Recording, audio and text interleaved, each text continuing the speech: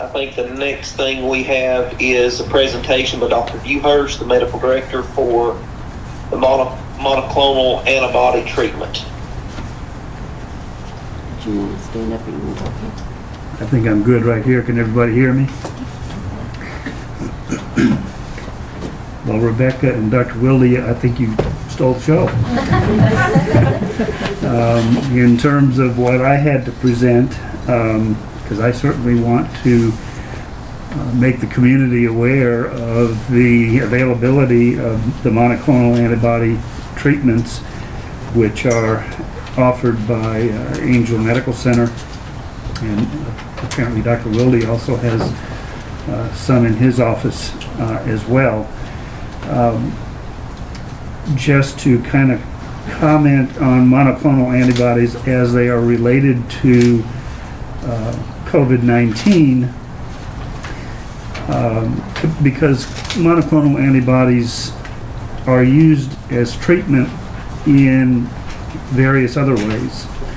And just an explanation of what a monoclonal antibody is compared to a polyclonal antibody, which are also sometimes referred to as heterogeneous antibodies. The natural way, or our own immune systems make antibodies in response to viruses, bacteria, antigens we call them. And that's the more natural way of getting antibodies. When those antibodies are produced, they're produced by a number of different cells in the body called B cells, and they may have different, the antibodies that are produced may have different effects. They're not always the same effect. Whereas the monoclonal antibodies are laboratory produced using a very specific uniform cell clone line. So the cells that are producing these monoclonal antibodies are all the same cells, and therefore the antibodies themselves are all the same. If you look at their DNA sequence, they're entirely the same, every single one of the antibodies. And they are specifically designed and developed and produced for a specific effect. So in the case of COVID-19, these monoclonal antibodies have been designed, produced specifically against COVID-19 virus. The action of antibodies in general is to recruit, well, first of all, to recognize and attach to a virus or bacteria or another type of antigen, and by that attachment it then produces a reaction that actually recruits other parts of our immune system and helps us develop an immune response.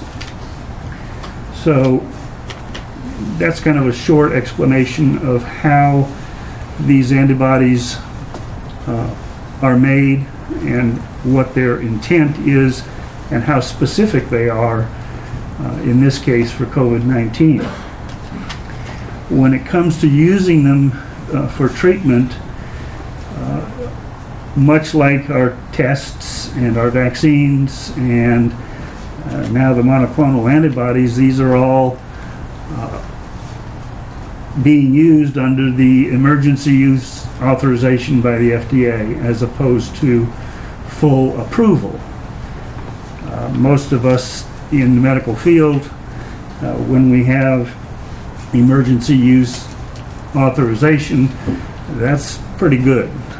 We don't necessarily have to have the final word of approval that things are worth, that the benefit is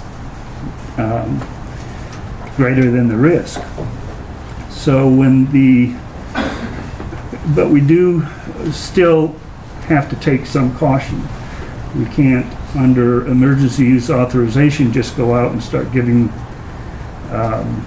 these medications or vaccines to just anybody.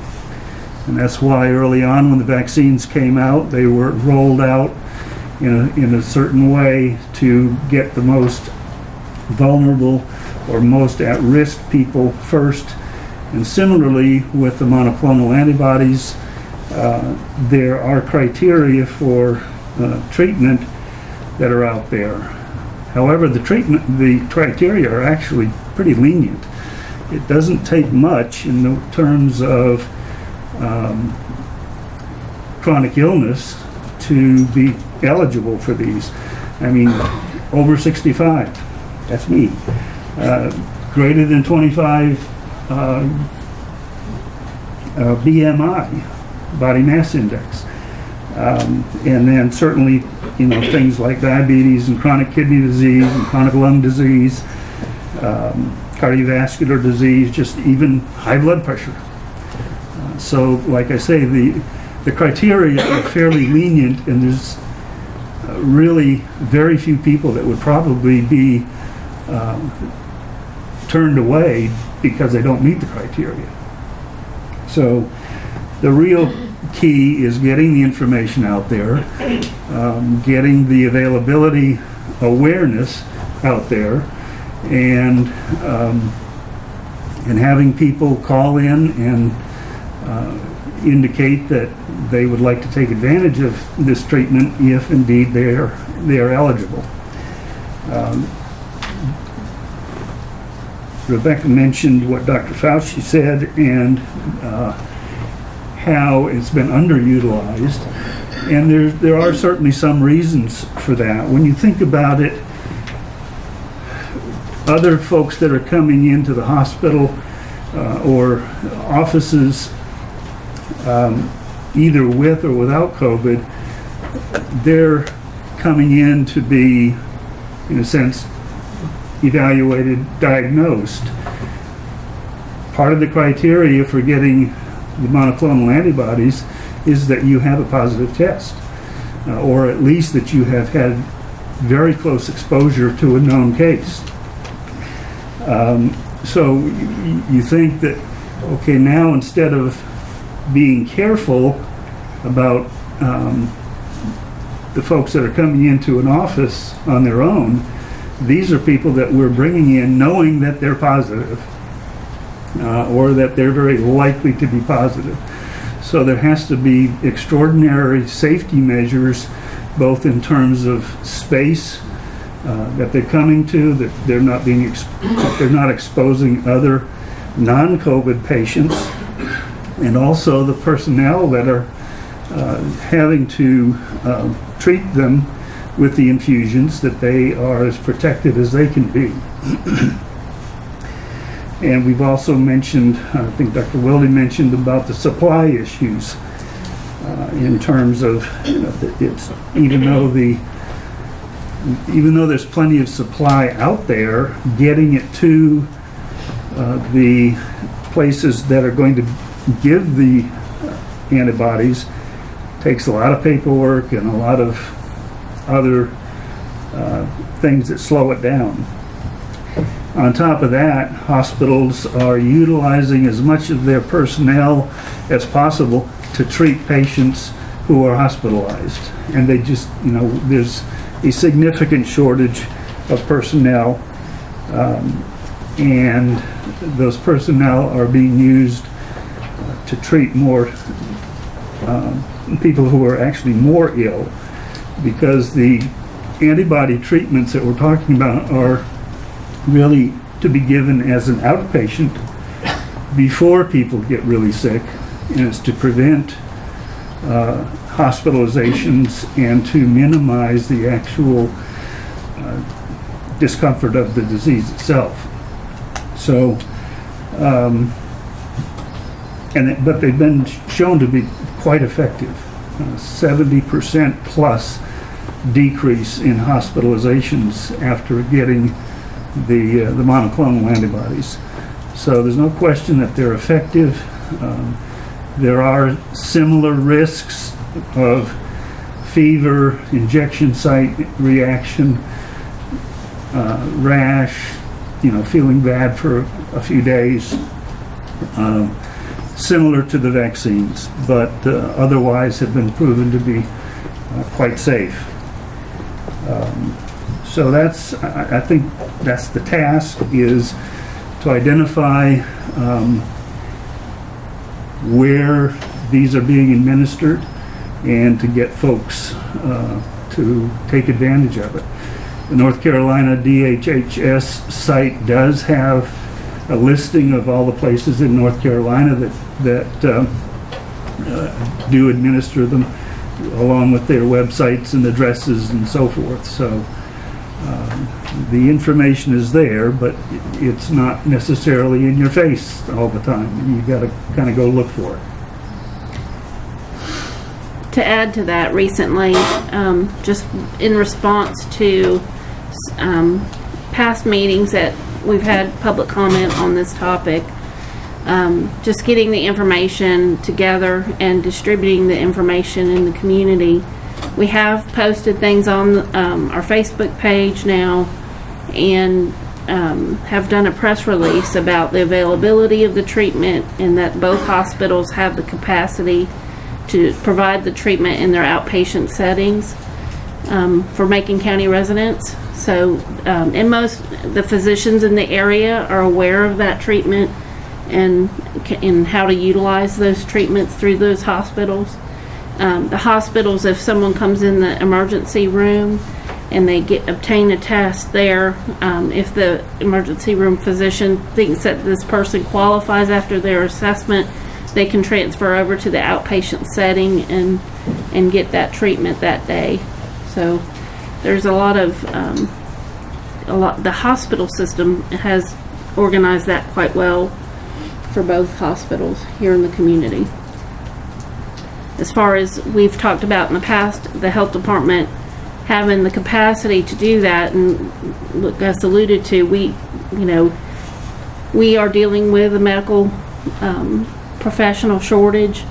We have several openings at the health department, and we are also providing a tremendous amount of service by utilizing National Guard to do the testing, as well as providing all the vaccines with all the different boosters. So we have our hands full. And a lot of the staff are here tonight that are providing that service. They're truly superheroes. They have worked for 2 years. Contact tracing, you name it. They have really worked very hard, and I'm extremely proud of them, and you guys have every reason to be proud of all the health department staff. They make you proud every day. What other types of treatments or options for treatments are there now? That would be administered or recommended by a physician, or up until very recently, pretty much treatment has been limited to just supportive treatment, which means we try to do things, help people get some rest, get adequate nutrition and hydration, and sometimes medication that is not specific for COVID. There's a medication that is up for evaluation. It's an antiviral medication. It's not out there yet, but that's looking like it may be helpful in treating COVID. Just a pill that you take. It's probably several months down the road before it will really be available. Even when you get sick enough and you go in the hospital, there is a antiviral medication that can be given in that situation that has shown that it's helpful for hospitalized patients. It's not available on an outpatient basis. And then, of course, all the supportive care that we give in the hospital for lung problems. And But on an outpatient basis, it's pretty much just supportive care. Sometimes some steroids are given, sometimes antibiotics are given, because we may or may not be treating just COVID. Now the monoclonal antibodies are really kind of the best thing out there for actual targeted treatment that works. So, and of course, the best thing is vaccinations ahead of time to prevent getting it to start with, or at least if you do get it, a much milder case.